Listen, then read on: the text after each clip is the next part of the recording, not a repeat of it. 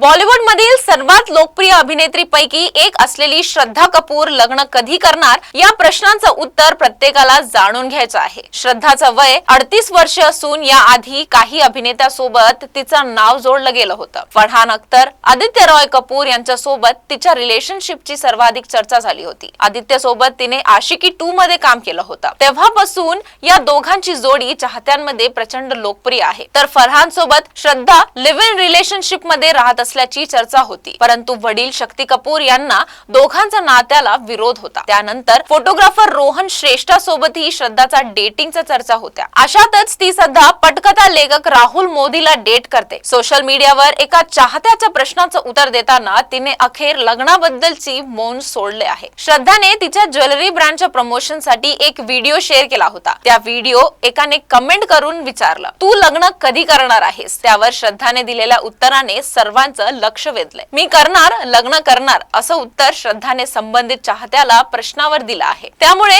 ती लवकरच बॉयफ्रेंड राहुल मोदीशी लग्नगाठ बांधणार असल्याच्या चर्चांना उधाण आलं आहे।